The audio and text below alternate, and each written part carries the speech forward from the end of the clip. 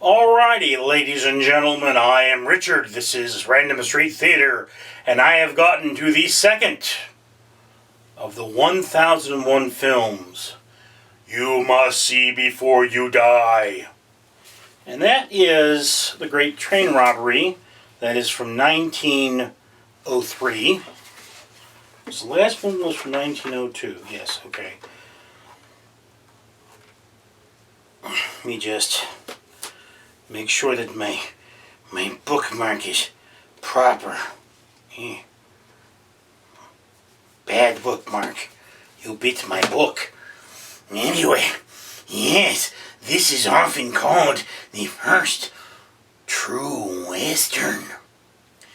And it's called the first true Western because it has cowboys in it and desperados, horses, and six-shooters, and a train. And it is also, despite being around 15 minutes long, depending on your copy, it's, a complete narrative. There are other earlier films that show people doing cowboy-esque things that are not complete narratives. And there are some people that argue that this is not a true Western. How they define Western is really hard to determine.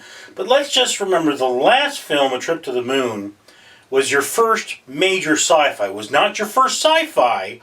It was your first major sci-fi, your first major book adaptation. And science fiction is still a mainstay of the theater. This was the film that got cowboy films to be popular. And I mean, cowboy films influenced a lot of other movies. I think I have a cat outside. Anyway, so I'm going to have to try to wrap this up quickly before she drives me nuts. One of the interesting things about this film is that I did notice what's called rear projection, which means in the background there's a screen and something is projected on that screen. One case it was the wilderness going by as the train moved. In the other case it was actually the train itself going by. The last major use of this that I'm aware of was actually in James Cameron's Aliens in the late 80s. Or was it early 90s? I can't remember. Anyway, but Aliens used that in like the drop ship scene, where the dropship blows up. That's rear projection. The actors are working in front of a screen and the dropship blowing up is just a model, but they're projecting it on a screen to make it look full size. And again, in this particular situation, it's like we're filming on the train and we don't really have the room, I don't think, to set up a camera and have the focal length. So in order to give the train motion, you have to set that up in the background. And whereas there are points where my eagle eyes can see, okay, that's a screen. And you could actually see the edge of the screen as the train is coming in at one point. It is a very advanced technique for the time.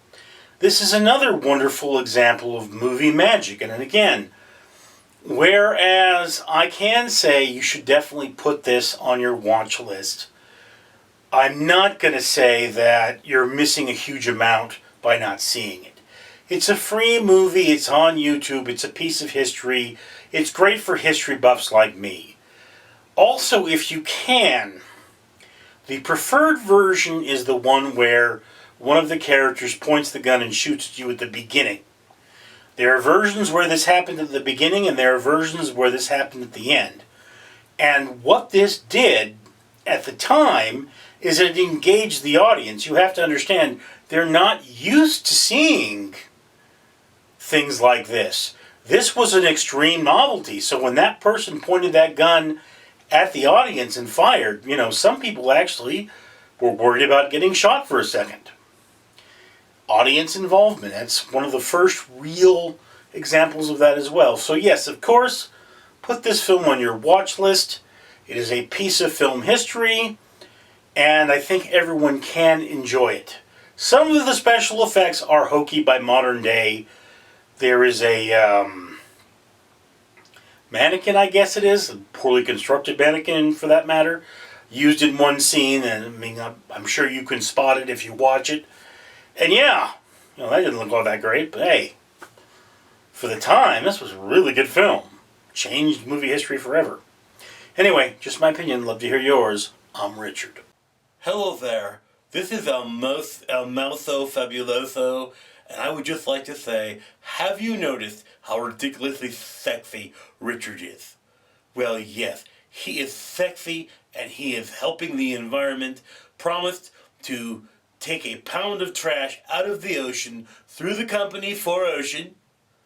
Once he's monetized for every 1,000 subscribers he gets. He's already paid for £2, and as I film this, not even 2,000 subscribers and not monetized. So he is just an absolutely fabulous, sexy man. And you lucky dog, you can make him even more sexy by commenting and liking this video and giving him that thumbs up, and then subscribing and letting everybody know how absolutely sexy he is. Let's make Richard the sexiest man on earth, because we all know he is already. All right, we all know he deserves that. So yes, oh, so sexy. Comment, like, subscribe.